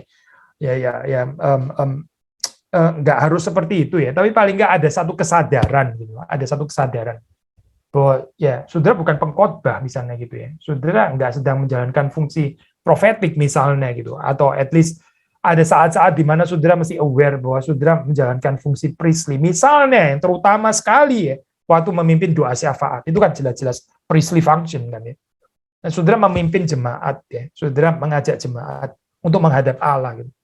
Saudara bukan sedang mengkhotbahi jemaat dengan doamu loh, bukan loh. Saudara bisa tangkap ya? Saudara pernah ada ini nggak sih? Pernah ada kepekaan ini ya? Saudara dengar doanya pun khotbah gitu. Loh, di dalam doa orang ini kok ada khotbah kepada orang lain ya gitu. Kok ada khotbah. Loh, di dalam doanya ini kayaknya khotbah untuk saya kan. Itu misalnya gitu kan. Sambil doa sambil khotbah. Kadang-kadang doa bisa ada. Doa itu bukan khotbah sih. Doa bukan khotbah. Kalau waktu mau khotbah ya sudah khotbah gitu ya, saudara khotbah di khotbah. Waktu doa jangan khotbah lagi, khotbah itu ya khotbah, doa itu saudara ya doa gitu. Jangan sambil doa tapi sebetulnya gesturnya saudara masih mau ngajarin orang lain gitu ya. Itu nggak oke, saya doa kayak begitu nggak oke. Doa itu ngomong kepada Tuhan, bukan ngomong kepada jemaat gitu, tapi ngomong kepada Tuhan. Nah ini tadi saya kaitin sama hari ini ya nih. Ini kalau saudara ini ya, kebawa sama liturgi sosial media ya, being watched at constant display gitu kan ya. Nah, saudara berdoa pun akhirnya jadi berasa being watched kan ya. Wah, ini saya mesti berdoa theologically correct ini. Kalau bisa mesti ada satu Agustinus kutipan, satu Calvin dan satu Luther itu. Satu Ambrose atau ada satu ayat dari Matius, mesti ada Yeskiel dan ada dari kitab Genesis. Bisa enggak kan ya? Saya bener sih, saya khotbah kok doa kok kayak gini gitu. Doa kok being watch itu, saudara lagi main iPhone atau sedang berdoa? Saudara lagi ngapain sih sebetulnya gitu kan ya? Nah ini loh saya, ini saudara perhatian ya, ini dunia menggarami gereja atau gereja menggarami dunia ya sebetulnya gitu. Yang mana ya ini yang mempengaruhi siapa sebetulnya? Ini dunia sedang digarami gereja atau gereja yang sedang digarami atau bukan digarami ya, dihambarkan oleh dunia, dibuat hambar oleh dunia. Yang mana ini sebenarnya gitu? Makanya kita perlu tahu saya dengan ini surrounding kita gitu. So jawaban sederhana saya, nggak harus di dalam pengertian gesturnya pun harus seperti itu ya. Ntar kalau kur apa itu misalnya kur ya ada saat ya. Pasti di dalam satu lagu bisa aja yang lebih kata-katanya lebih sifatnya khotbah, profetik, ada kata-katanya tiba-tiba switch jadi doa, priestly gitu. Nah lucu dong saya kalau kur tuh nyanyi gini terus kemudian jadi balik ke sana, terus tadi kata-kata balik lagi ke sini, terus ke sini lagi. Lu mau apa sih sebenarnya nyanyi bola-balik kayak begini? Ini lagi apa sih sebetulnya gitu? Aneh sekali kayak begitu. Saya nggak usah lah, sudah ngadep jemaat aja nggak apa-apa gitu. Tapi saudara tahu bagaimana harus bersikap di dalam hati saudara gitu ya. I think ini lebih penting lah daripada model legalistik correctness, ngadep salib, membelakangi salib, ngadep jemaat, yang ngadep atas, ngadep bawah gitu atau apa gitu. Sikap hatinya ya, maksudnya sikap hatinya. Yang kedua, Pak, di Korintus Paulus bilang kita itu temple of God. Kalau begitu bagaimana memahami kita yang sebagai temple datang ke temple gereja? Karena gereja bukan gedung, tempat-tempat orang yang manusia. Ya sudah nggak perlu mengartikan vocabulary ini secara kaku dan sebagainya terus, karena ada pengertian pengertian temple di dalam pengertian multi understanding gitu, bukan kaku either or ini Kak. Maksudnya kalau saya sudah temple berarti gereja nggak boleh temple lagi gitu ya, berarti kalau gitu surga juga nggak boleh disebut temple karena saya temple gitu misalnya. Tapi kok Yesus juga bilang dia adalah new temple, kok sebetulnya itu saya atau Yesus sih? Yesus atau saya? Kalau Yesus temple berarti saya bukan, kalau saya temple berarti Yesus bukan. Saya langsung mikir kayak begini nih gitu, ngapain sudah mikir either or kayak gini? Ya akhirnya mempersulit sendiri gitu ya. Saudara akhirnya mempersulit sendiri dengan model-model pemikiran yang luar biasa kaku seperti ini. I think waktu kita mengatakan seperti itu bukan untuk dihayati begitu, bukan gitu. Maksudnya gini loh, kita ini adalah tempel, kita adalah bait suci, kita adalah bait Allah karena Roh Kudus tinggal di dalam kita gitu ya. Saudara, ini message-nya apa ya? Perhatikan ya, tubuh manusia yang sangat lemah ini ya. Ini bisa disebut temple of God. How beautiful, kita ini nggak layak kan sebetulnya gitu. Bait Allah itu begitu suci, consecrated ya. Tapi sekarang terus kemudian kita disebut ya temple of God. Tuhan sendiri diam di dalam kita. Itu seharusnya membuat saudara kagum, bukan membuat saudara jadi apalah ini namanya, bermain logika. Jadi sebetulnya di sana masih temple nggak, atau di sisi temple. Di situ juga temple gitu ya. Kalau saya temple, di situ temple. Terus kita yang in between masih temple juga nggak ya? Kalau saya tak salaman sama orang lain berarti temple salaman sama temple. Aduh, saudara, kok saudara mikirnya ke sana sih? Teologi kan bukan untuk itu ya gitu. Temple salaman sama temple sedang ngehak temple dan sebagainya. Ya nggak usah lah saudara mikir kayak gitu, untuk apa ya teologi kayak begini gitu. Saudara diajak untuk kagum ya, yang tubuh kita yang seharusnya nggak layak, kita orang yang sudah jatuh dalam dosa, tapi kita ditebus di dalam Kristus dan sekarang rohnya itu berkenan tinggal di dalam kita sampai kita boleh disebut temple gitu ya. Ini seharusnya mengharukan kita gitu. Lalu bagaimana dengan gedung gereja? Gedung gereja ya saya by the way. Nah ini mungkin saya jawab yang lebih konstruktif di sini. Gini tetap ada pengertian kekhususan ya. Saudara jangan ekstrim ya dengan mengatakan ya kita ini temple, berarti gereja bukan lagi temple gitu misalnya. Karena Allah kan bilang kan ini kan Yesus kan bilang menyembah dalam roh dan kebenaran, nggak ada lagi tempat tertentu dan sebagainya. Ini konsep ini ya saudara perhatikan ya. Kita kalau nggak salah sudah pernah bahas ini di pertemuan pertama ya. Kita nggak bicara cuma God's omnipresent, tapi kita bicara God's special presence itu. Ini ada tempat yang khusus, waktu yang khusus, yang dikonsecrate, yang dikuduskan, di mana Tuhan itu berkenan hadir secara khusus di sana. Dan itu namanya gereja. Nah, saya nggak mengatakan orang kalau nggak ada gedung gereja terus kemudian jadi nggak bisa beribadah. Tentu bukan itu ya. Jangan ditarik ke sana juga. Tapi ada tempat yang dikhususkan untuk itu, gitu ya. Ya, kita menghargai ini. Saya kehadiran Tuhan itu khusus di sana. Saya sedang beribadah kepada Tuhan yang sedang hadir secara khusus ya di tempatnya, di rumahnya yang kudus ya. Itu harus selalu ada saya konsep ini gitu. Saudara nggak bisa mengatakan mau kebaktian di rumah, mau kebaktian di gereja sama saja. Rumahku juga kudus. Di situ juga ada Tuhan gitu. Saya mau kebaktian di toilet pun ya ada apa? Maaf ya saya, ada kotorannya gitu ya. Nggak apa-apa juga. Tuhan juga ada di sana. Kan bukan itu ya, maksudnya protestantisme reformasi kan bukan ke sana ya maksudnya gitu. Bukan model sekularisasi kayak begini loh. Ini trivial sekali ya mengartikan seperti ini. Sekarang saya ini tempel gitu ya. Itu gedung gereja itu apalah, bukan apa-apalah itu ya. Bakar aja nggak apa-apa juga gitu. Yang penting kan saya gitu kan. Saya the temple of God gitu. Kan bukan begini ya saya penghayatannya, bukan itu kan maksudnya gitu. Tapi kita ada certain respect, ini rumah Tuhan. Ya. Oke nggak gitu misalnya sanctuary dijadiin, misalnya jemaat lagi ada persekutuan atau apa, dijadiin tempat sepatu roda atau apa gitu. Nggak oke kan ya. Jadiin futsal gitu. Nggak oke kan ya. Nggak oke. Seperti saya kasih contoh, saya lupa ya, apakah di pertemuan pertama di sini ya, itu cawan perjamuan kudus, saudara kurang lagi potluck, lagi makan kurang satu gelas atau apa, sudah ambil cawan perjamuan kudus saja. Gak apa-apa itu dipakai untuk makan cendol juga oke juga. Gak apa-apa, pakai itu aja kurang, gak apa-apa. Gak ada yang terlalu kudus kok di sini. Yang kudus hanya Tuhan gitu misalnya kan ya. Yang tempel saya gitu. Kan bukan itu ya saya artinya gitu. Memang kita nggak menyembah cawan perjamuan kudus, memang tidak gitu. Saudara juga nggak menyembah sanctuary sih, enggak gitu. Saudara masuk ke gereja bukan sembah-sembah sanctuary, kita nggak menyembah altar, enggak gitu. Tapi kita ada certain respect kan ya. Saudara terganggu nggak by the way kalau ini apa? Setelah kebaktian anak-anak kecil lari-lari di altar, terus jalan-jalan di mimbar, di balik mimbar, foto-foto di situ. Mungkin malah dia naik di atas mimbar. Sudah terganggu nggak sih? Kalau sudah terganggu ya puji Tuhan, berarti sudah mengerti apa yang saya maksud gitu. Kita nggak menyembah mimbar, betul, kita nggak menyembah mimbar.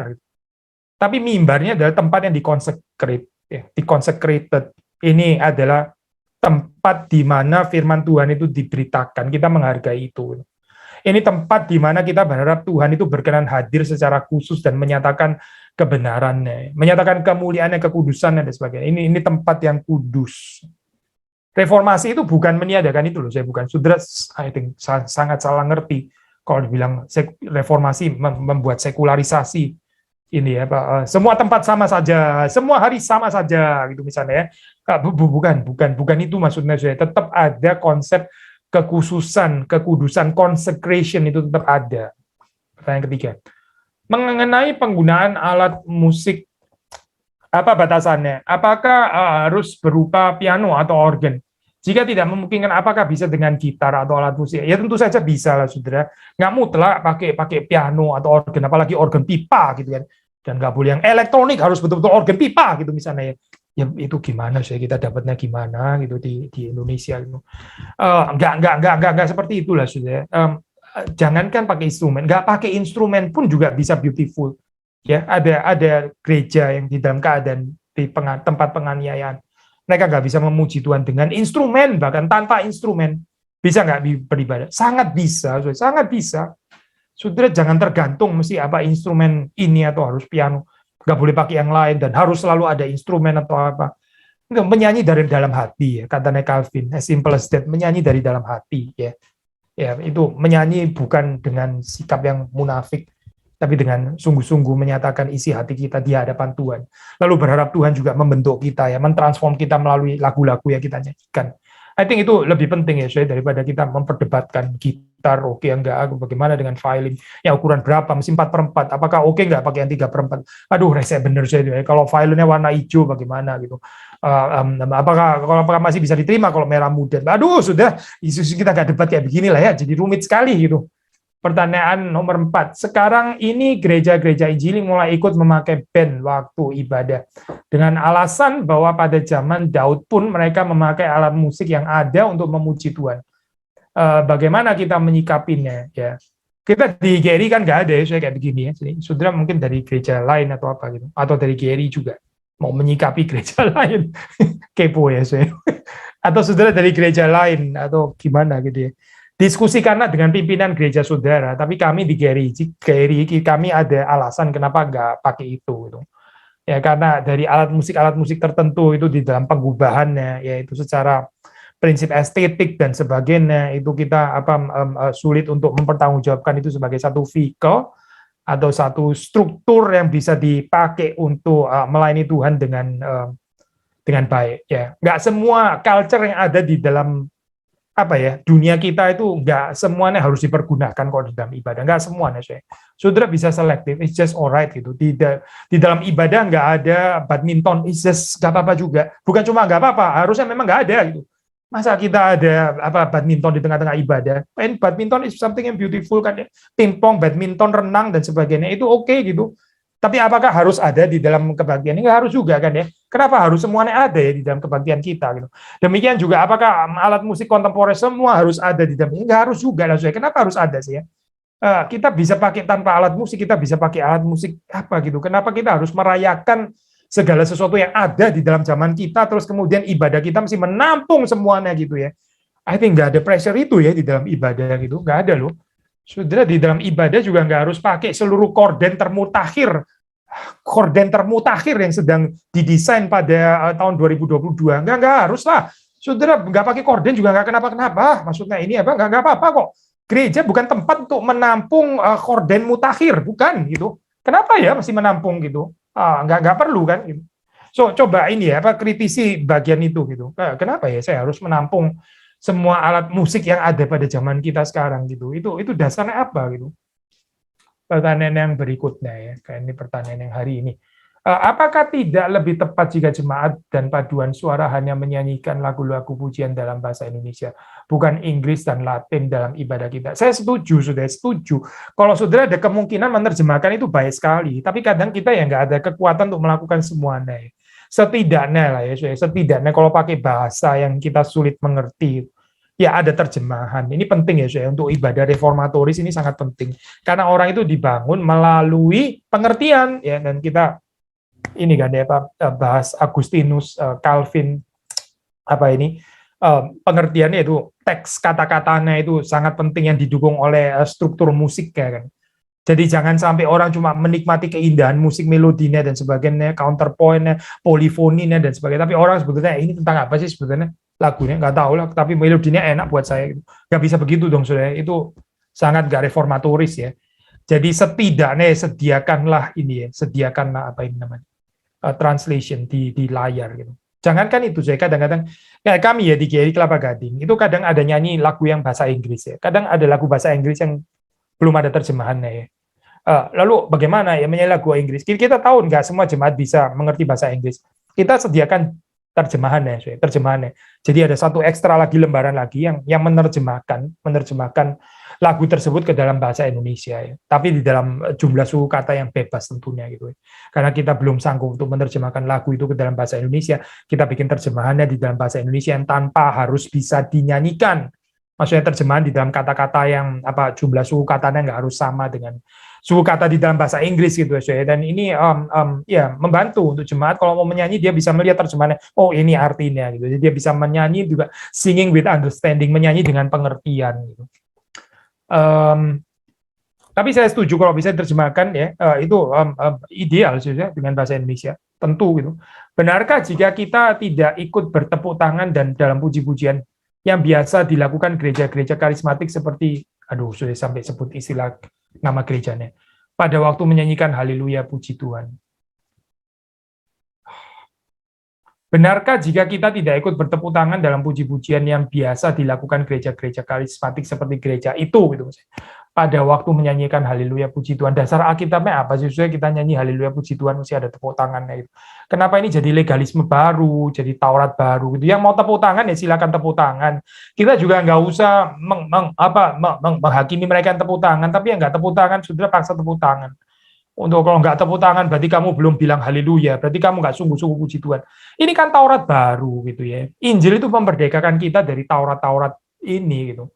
Sekarang di dalam dunia kita ada banyak Taurat baru ya, Taurat tepuk tangan lah, Taurat apalagi saya, Taurat jumlah laki dan perempuan lah, gitu misalnya. Pelayan Tuhan mesti sama seimbang laki dan perempuan, gitu misalnya ya. Kalau pelayan mimbarnya 5 perempuan, mesti 5 laki-laki, gitu ya. Ini Taurat baru saya, Taurat baru gitu ya. Belum lagi ngomongin ras, belum lagi ngomongin, aduh rumit sekali saya, Taurat-Taurat baru gitu ya. Kita nggak under Taurat itu saya, karena kita percaya Injil. Kita bukan di bawah pressure Taurat-Taurat itu. Jadi ini renungkan ya, kuasa Injil itu apa gitu. Pertanyaan berikutnya, Pak, correct me if I'm wrong, tapi terkait Mars di form Injil yang baru, apakah musik yang Pak Tong gunakan merupakan Mars? Saya punya impression itu seperti hymns, karena saya punya impression Mars adalah lagu yang semangat, yang menghentak-hentak, yang marching, please give enlightenment, Pak. Ya pertama ini adalah yang tulis Pak Tong, sebenarnya sudah tanya Pak Tong gitu ya. Sudah tanya lagunya Pak Tong yang disebut Mars, sudah tanya ke saya gitu.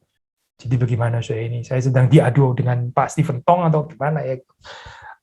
Kita bisa bicara Mars di dalam pengertian yang technical sempit, di dalam pengertian yang agak luas juga bisa kan ya. I think di dalam definisi kan ada definisi sempit, ada definisi luas gitu. I think kita dalam hal ini perlu aware juga ada kemungkinan seperti itu ya. Tapi untuk pertanyaan lebih jelas, jawaban lebih jelas, silakan saudara tanya Pak Tong dong. Pak Billy, pertanyaan berikutnya, Pak Billy, apakah ketika doa persembahan perlu doa untuk merespons khotbah lagi? Bertele-telekah? Karena hamba Tuhan after khotbah biasanya sudah doakan hal tersebut. Natural sajalah, again nggak usah dijadikan nggak boleh nggak ada gitu ya. Awas lu ya, jangan pernah singgung khotbah itu misalnya, ya enggak lah ya. Dia kalau tergerak tersentuh gitu ya, dia merasa khotbahnya sangat memberkati, dia spontaneously menyinggung. Bagus loh, sudah nggak usah mempersusah. Tapi juga jangan jadi Taurat ini ya, ini ya ntar lu doa persembahan jangan lupa ya, harus summarize khotbahnya gitu ya, dan lu summarize-nya itu 4 poin saja gitu misalnya, jangan 5 dan jangan 3, harus 4 poin tuh. Ini Taurat dari mana gitu misalnya. Tadi dia ketakutan setiap kali yang doa persembahan itu khotbahnya tadi apa ya, Tuhan terima kasih hari ini nomor 1 mesti mengampuni musuh, nomor 2 mesti apa, stres yang doa ini ya, doa khotbah gitu ya. Mau singgung khotbah ya biarkan singgung khotbah, yang nggak singgung khotbah kan nggak singgung khotbah. Itu namanya freedom of Christian, itu namanya kebebasan Kristiani. Sudah ngapain ciptakan Taurat baru di sini gitu ya, harus singgung khotbah ya, nggak boleh singgung khotbah. Yang singgung silakan singgung, yang nggak singgung ya itu nggak singgung gitu kan. Justru kadang-kadang disinggung, kadang-kadang nggak disinggung, mungkin beautiful juga gitu. Sudah juga nggak usah terganggu kalau ada orang yang menyinggung. Ada orang yang so touch hari itu ya, waktu dia merespon di dalam doa persembahan dia sampai keluar air mata. Biarkan itu terjadi juga, nggak apa-apa juga kok saudara gitu. Itu kan personal gitu kan ya, itu kan responsnya dia gitu. Ngapain kita judgmental dengan orang seperti itu gitu. Tapi mesti jujur saja keluar dari dalam hati. Itu I think lebih penting ya di dalam, daripada kita bikin limitasi mana boleh mana nggak boleh. Kayaknya kekristenan jadi rumit sekali loh ntar gitu. Pertanyaan berikutnya, Pak, apa itu public theology dan apa ada batasan dalam pendalaman hidup? Ini nggak ada hubungannya dengan seminar saya gitu. Ini sudah tanya di seminar lain kok tanya public theology, ntar sudah tanya lagi harga emas sekarang berapa gitu. Sebenarnya saya beli minggu depan atau minggu ini, sudah cek sendiri lah harga emas berapa. Saya nggak tahu lah, sudah ini pertanyaan ini saya skip saja gitu, karena ini pertanyaan tentang ini kok, tentang apa? Tentang ibadah kan, kita seminarnya ibadah, saya nggak ngurusin public theology atau ekologi atau apa di sini. Pertanyaan berikutnya, Pak Billy, di GRI jenis alat musik apa yang boleh dipergunakan? Contoh lagu tetap himne tapi menggunakan gitar karena saat itu tidak ada piano atau organ. Oke, ini pertanyaan mirip seperti ini ya, yang dari minggu lalu gitu ya. Kalau nggak memungkinkan sudah pakai gitar, kita kan memang biasa pakai ini kan ya, akustik, karena akustik bisa lebih dikontrol, volume yang nggak bisa diamplify secara unreasonably dan sebagainya, jadi sudah bisa pakai gitar akustik ya, 1 orang 2 orang dengan aransemen yang bisa mendukung. Tapi sudah tahu ada keterbatasannya kan, misalnya ya kayak lagu-lagu yang sifatnya grand itu ya, yang crown him with many crowns, rajakanlah Yesus, saudara pakai gitar, ya susah lah saudara ini ya, susah dapat suasananya gitu. Kalau nggak ada piano, nggak ada organ gimana ya, mungkin nggak usah pakai alat musik kali ya, mungkin bahkan bisa lebih grand, ditambah ada gitar, petikan-petikan lagu crown him with many crowns, malah bikin jadi miniatur ntar lagunya gitu. Nggak usah pakai iringan sekalian gitu. bisa lebih bagus mungkin dalam hal ini ya. Lagu-lagu tertentu, tentu saudara bisa pakai gitar. Kita rekaman di Kidung Reform Injili ya. Di saudara bisa melihat di website GRI. So, ada ini kok ada lagu-lagu yang kita rekam pakai gitar juga dengan aransemen gitar gitu ya. Ini Pak Yakub yang main dan ya beautiful arrangement, bisa cocok juga untuk lagu-lagu tertentu. Tapi nggak semuanya cocok memang. Pertanyaan berikutnya, 2 pertanyaan lagi ya saya. Dengan adanya liturgi gadget yang berlawanan dengan liturgi Kristen, jadi bagaimana medsos Kristen bisa hadir di dalam penginjilan? Hadir saja, sudah. Ini kan gini loh, sudah. Ini tadi kita yang tadi ngomong itu adalah ini, sudah kita ngomong itu regardless dari konten ya. Jadi yang disoroti oleh James Smith itu actually liturginya sendiri ya, the ritual itself gitu. Kita nggak ngomongin kontennya. Kalau kontennya bisa lebih kompleks ya pembicaraannya.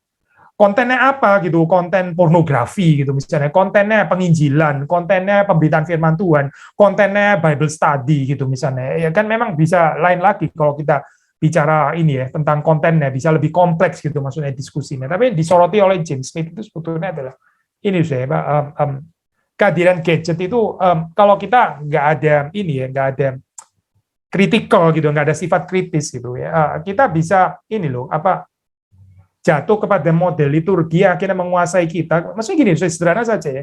Gini dah, saya ambil contoh sederhana saja. Saudara lebih touch ini lebih intim secara touch, saudara lebih touch ini lebih intim daripada suami atau istri saudara bermasalah nggak sih sebenarnya gitu? Atau anak saudara gitu. Saudara lebih sering hugging ini gitu ya, hugging. Bukan hugging, saya nggak ada kali orang hugging gitu ya. Tapi saudara lebih suka menyentuh ini daripada menyentuh anak saudara yang lucu itu. Something wrong nggak sih sebenarnya gitu? Lalu kalau saudara, anak saudara ditarik dari saudara physically, saudara nggak terlalu merasa miss. Tapi kalau saudara ini diambil dari saudara rasa kayak ini cicipan neraka gitu. Saya sedang detox, saya sedang ini diterapi gitu. Waras nggak sih kayak gini? Ini waras nggak sih sebenarnya gitu? Saudara kalau tidur ya, saudara tidur bisa tanpa hak, tanpa memeluk anakmu, tapi saudara nggak bisa tidur tanpa menyentuh ini dulu. Ini waras nggak sih sebetulnya gitu? Gitu aja pertanyaannya. Ini nggak ngomongin di dalamnya penginjilan atau pornografi atau gambaran pembunuhan atau apa, nggak ngomongin itu saya. Ini ngomongin liturginya sendiri. Liturgi peluk-pelukan dengan gadget ini. Ini waras nggak gitu? Itu aja sih gitu. Tentu bukan berarti kita nggak boleh sentuh sama sekali. Dulu pakai mesin ketik kita juga sentuh kok gitu ya. Mesin ketik itu sudah tahu kan ya, tapi sentuhnya itu lain lagi, sentuhnya gini gitu ya, sentuh dengan tekanan gitu, tapi ini sentuhnya kan lain gitu, sentuhnya gini, ya nempel gini. Ada juga sih orang gitu terus kayak ini seperti kayak apa zaman mesin ketik dulu ya, waktu tulis tak gitu ya, ada kayak pernya membal gitu dan sebagainya itu mungkin dulu dia pengetik gitu ya, sekarang mainnya gitu kan. Ya hadir dengan cara yang berbagai macam gitu. Tapi yang mau dikritisi oleh James Smith itu maksudnya ya ini the liturgy itself gitu. Bagaimana gitu ini kehadiran ini dalam kehidupan kita gitu. Ada anak-anak yang sampai di detox karena addicted. Sudah pernah lihat lah klip ya orang yang ngamuk-ngamuk gitu, yang anak yang spoiled yang nggak bisa diberhentiin waktu dia main game, diambil ini itu iPad atau iPhone-nya gitu, dia marah-marah dan sebagainya. Ya itu yang sedang disoroti. Ini bukan mengatakan don't touch at all gitu misalnya. Lah kan jadi ini dong saudara, jadi kayak aliran emis dong kayak begini. Jangan nonton TV sama sekali gitu ya misalnya. Bantinglah TV gitu misalnya. Ya kita nggak gini lah saudara, nggak ultra pietis kayak gini. Jangan pernah pergi ke gedung bioskop, melirik pun jangan gitu kan ya. Jadi kalau ada gedung bioskop langsung kamu mesti melengos ke arah yang lain karena kita orang Kristen. Ya kagak lah saudara, kagak. Saudara nonton aja gitu. Tapi kalau saudara sampai jatuh cinta kepada gedung bioskop, ini masalah. Ini masalah saudara. Kalau saudara mesti detox daripada sinema, nah ini masalah, ini kita ada masalah berarti di dalam kehidupan kita. Itu aja yang disoroti oleh James Smith. Bukan tidak boleh menggunakan media sosial, bukan itu. Saya pikir juga bukan ke sana sih arahnya. Pertanyaan terakhir, Pak, ibadah itu kental dengan communion before God atau communion with God lebih tepat sebetulnya. Communion with God. Tapi di gereja ketemu orang-orang self-conscious. Bagaimana kita redeem di dalam persekutuan gereja? Akomodasi, selalu listen, Gimana? Ya ini pertanyaan bagus sekali, saya. Ini memang ini ya struggle kita semua. Ya kita sendiri juga ada self conscious. Kita nih sinful, saya. Kita nih orang sinful ketemu orang sinful yang lain, tapi kita diredeem oleh Kristus. Kristus mengasihi kita dan Kristus yang mempertumbuhkan kita ya. Kristus dengan anugerahnya itu akan terus menguduskan kita. Dan pengudusan itu terjadi juga melalui kehadiran fisik kita di gereja. Justru ya, melalui kita ketemu orang yang self conscious, saya bisa lebih mencintai. Benar kan, saya? Saudara bisa lebih sabar, gini deh, sederhana. Saudara bisa lebih sabar, teruji kesabaran saudara, bertumbuh di dalam kesabaran, waktu saudara ketemu orang yang lemah lembut, atau saudara ketemu orang yang ngomongnya sembarangan. Masih yang terakhir kan ya. Saudara bisa lebih bertumbuh kesabaran, ya. Waktu saudara ketemu dengan orang yang ngomongnya itu menyakitkan, betul nggak sih? Kalau orang ngomongnya loving, lemah lembut, gentle, penuh pengertian, ya kita ya bukan nggak bisa bertumbuh sih. Tuhan sih bisa pakai segala cara. Tapi kita kurang ya, ada yang kurang gitu ya. Anak ya perlu berjumpa dengan kesulitan-kesulitan di dalam hidup ya. Mesti ketemu juga dengan orang yang pernah marahin dia gitu kan. Anak yang nggak dipersiapkan dengan hal-hal seperti ini ya.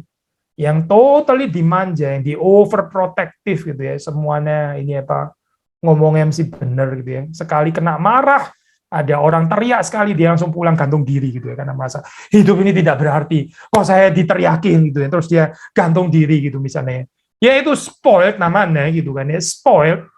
Kita juga bisa spoiled so ya, kalau di dalam gereja cuma ketemu sama orang yang baik-baik saja, yang rendah hati, yang nggak nyebelin gitu misalnya ya, yang peduli, yang mengasihi dan kita jadi spoiled. Justru kita ketemu sama orang-orang yang ngawur, termasuk kita sendiri juga bisa jadi orang yang ngawur, itu bagi yang lain. Justru itu sebetulnya dipakai Tuhan juga kan ya. Ini of course bukan excuse ya, bukan gitu. Jangan dibaca sebagai excuse untuk tidak bertumbuh, bukan. Sudah, jangan bilang. Nah itulah makanya saya ini ngomongin ngawur memang sengaja menyakitkan supaya apa? Supaya orang itu dibentuk lebih menyerupai Kristus karena saya ngomongin ngawur. Ya bukan itu maksudnya, bukan. Kita semua perlu berubah, kita semua perlu bertobat. Tapi poin yang kita katakan, Tuhan itu menghadirkan ya ini saya orang-orang yang self conscious gitu, di dalam gereja ya, menguji kesabaran kita. Tapi kita juga nggak diam hanya menerima saja ya, mengakomodasi seperti saudara katakan. Sudah diundang juga untuk termasuk menegur, mengingatkan, mendorong di dalam cinta kasih kalau katanya Alkitab ya. Nah tentu kalau saudara bicara bagaimana dengan ini dengan itu penata layan ibadah. Nah tentu kita ada ini ya tuntutan yang lebih gitu. Penata layan ibadah ya jangan terlalu self conscious ya, karena ini akan defeating dengan the spirit worship itu sendiri kan. Spirit worship itu adalah bukan self consciousness tapi conscious of God's presence kan, sebetulnya conscious of God's glory, bukan self conscious, bukan. Jadi ya kalau penata layan ibadahnya itu self conscious gitu misalnya ya, mimpin song leader gitu misalnya ya, dia sambil nyanyi sambil mendemonstrasikan kemampuan teknik menyanyinya gitu misalnya, ya masalah pasti juga ini karena bukan tentang dia gitu, ini kan tentang Kristus. Ya janganlah song leadernya jangan orang yang self conscious kalau gitu, atau apapun lah yang lain ya, liturgosnya atau apa ya, sudah cari orang yang bisa membawa orang itu justru untuk melupakan dirinya, untuk tenggelam di dalam visi kemuliaan Kristus kan gitu, namanya cicipan sorga kan ya.